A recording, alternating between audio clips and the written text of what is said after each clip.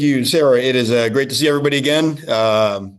Beautiful day here in Durham, and we got to embark on our own version of March Madness, starting with spring football. Just got done with our first practice. Really, really proud of our guys. Great energy, great focus. Um, it's crazy to think, a year ago, how much further we are from today, 1 year ago, and so it was just, a lot to correct as always, and but that's what makes this part of your time of year so fun because you really get to pull a team apart and really work on the individual parts before you put it back together again in the fall. So with that, open up for questions. Connor, go ahead. Yeah, Manny, just to kind of build on what you were talking about with starting further ahead than you were last year, what specific areas can you see that are more improved and further ahead of where they would have been a year ago? Just knowledge of scheme, right? I mean, so the players, when plays get signaled in on both sides of the ball or even in special teams, there's just not that hesitation of like, okay, wait, what is that again? They just, they know and they can go.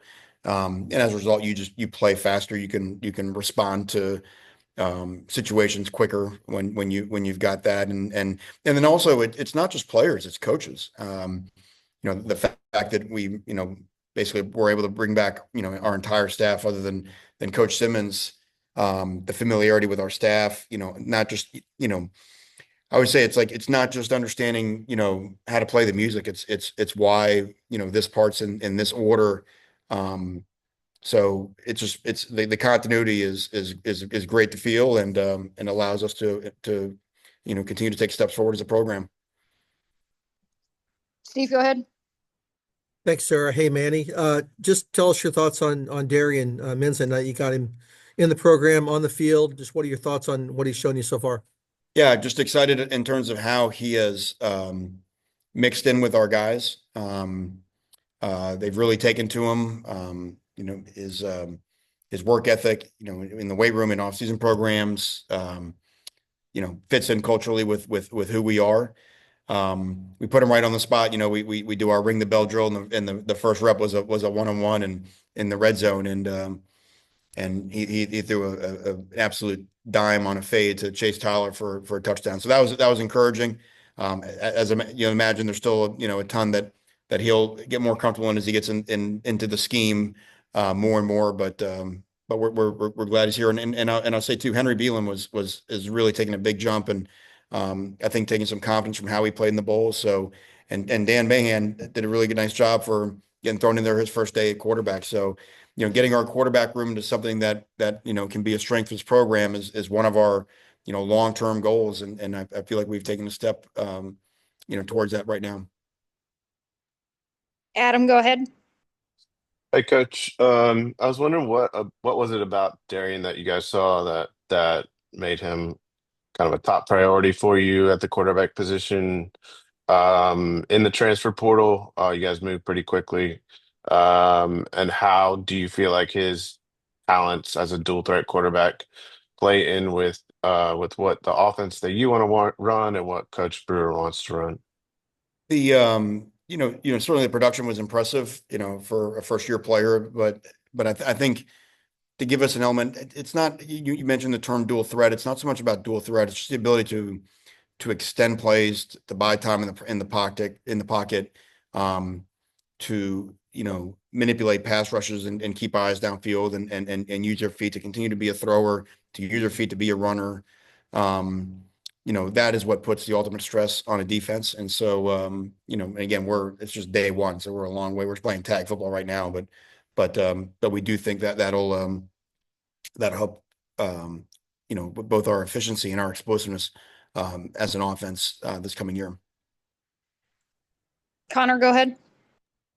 Manny, are you able to tell us any player availabilities, guys who will be out for the spring or limited for the spring, and update on us on specifically on Terry Moore? He had the injury in the bowl game. Yeah, Terry's rehabbing throughout the spring, so he won't feature the spring. We're trying to do something a little different this spring. That's why it's a hard question to answer. It's so common now in college football you have to have long-term rehab guys in the spring. A lot of times just maintenance work, and we're trying to keep those guys involved in spring practice. So in the middle of practice, we're sort of turning the speed knob down and going to some 11 on 11 jog through reps, where, some guys that are not ready for full contact can still play. So we're really, what we're trying to do is we're trying to involve as many guys, getting some type of reps as possible to eliminate the people who are not, um, learning anything. So even that the speed is turned down, they're still having to make calls. They're still seeing things. They can still adjust. And that's why I was really proud of the maturity of our team today. It's a little bit hard sometimes to go from full speed and then to dial it down and go back up, and they handle like champs, and that allowed a lot of guys, to get reps who normally wouldn't have been cleared to get full speed team reps today. To follow up on that a bit, is that something you've done in the past, or is that something you wanted to do and we're able to implement now? No, it's honestly, it's necessity being the mother of invention, right? It's just new because you just have a lot of guys who are going to be limited in spring ball, and if you think about where we were a year ago, we're not quite that, but um and so it gives guys, just